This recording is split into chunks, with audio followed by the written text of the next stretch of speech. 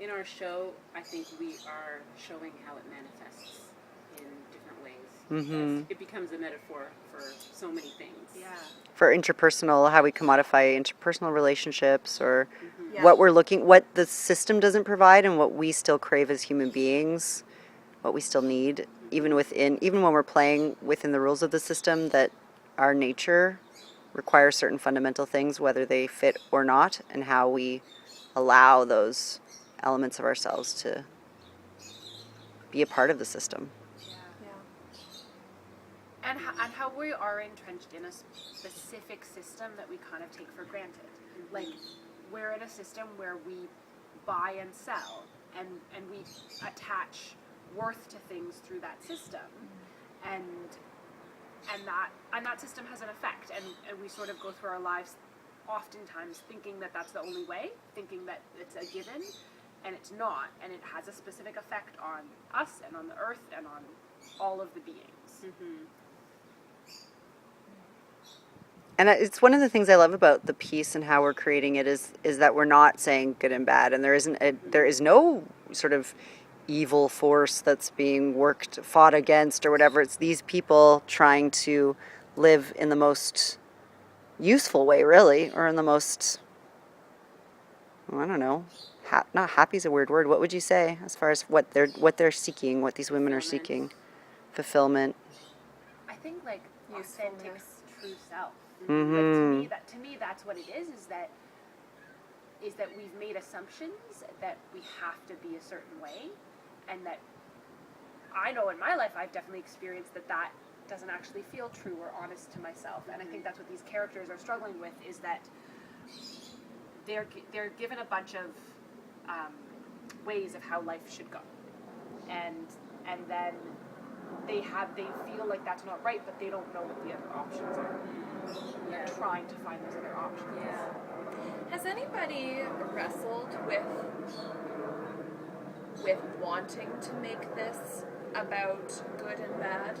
Because I know that I have certainly wrestled with that, wanting to say, like, no, of course this should be a piece about how oil extraction is terrible and we need to find a better way. Does anybody else wrestle with that? I mean, I can be very black and white, but no, it's the opposite. I find so much in life isn't that, and so it's hard, and that's so hard to communicate. But I mean, art is one of those ways to communicate the gray or the complicated. But that's hard. So I think this is a part of what we're doing. That struggle is to communicate a struggle. Yeah.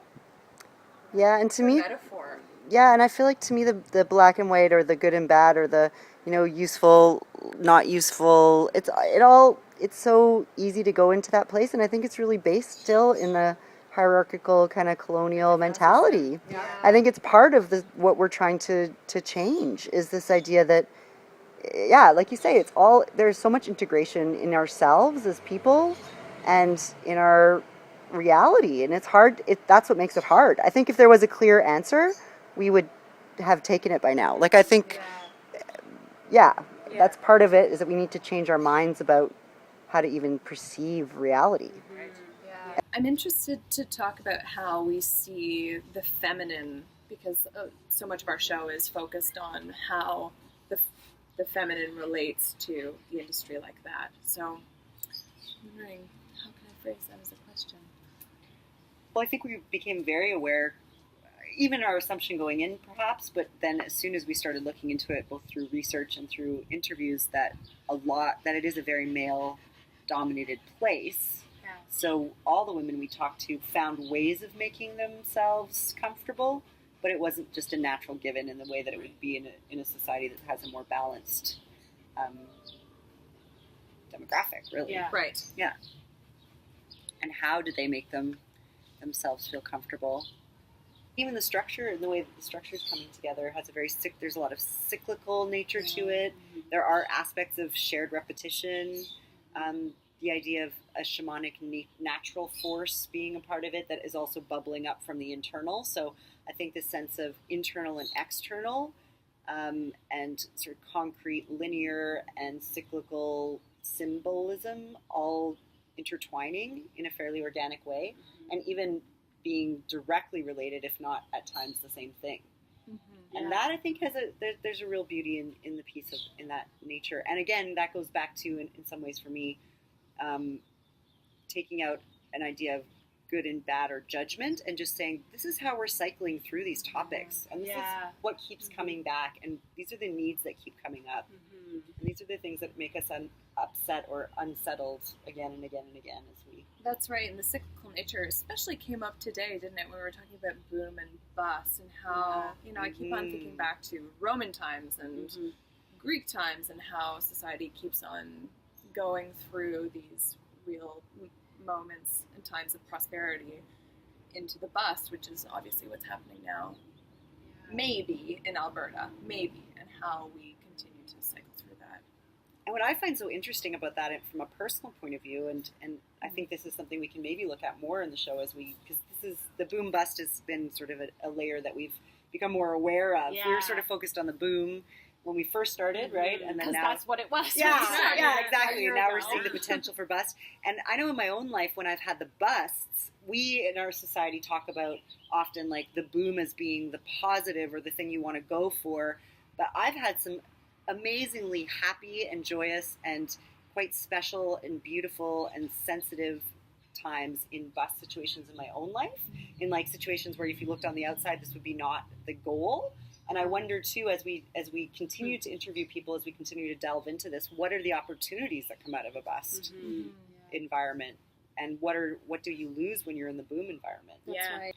Well, and I think that's part of what I think makes the show have staying power, and also a broader scope, in the sense that as a planet, we're sort of living on this high of this industrial boom, right? This industrial revolution, technological revolution boom. And we know that there's a massive bust coming, like a massive bust, like a bust beyond just the little recession. The bust of all busts. Yeah, like we know it, right? Because we're at such an extreme of boom. We know there's going to be a bust. And that's interesting to me, because I always think that there's going to be a lot of beauty in the bust, that I think we would have allowed it to happen sooner had we not been so afraid of it and so conditioned to be afraid of bust.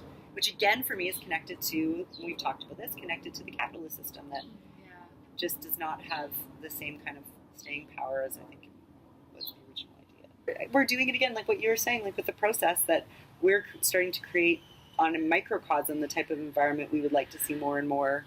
So whether that's the sort of environment as we've been thought to think of it, or like everything is nature, right? Like everything we make is nature, and how can we make an environment in daily life, no matter where we are, that is more conducive to collaborative, healthy living?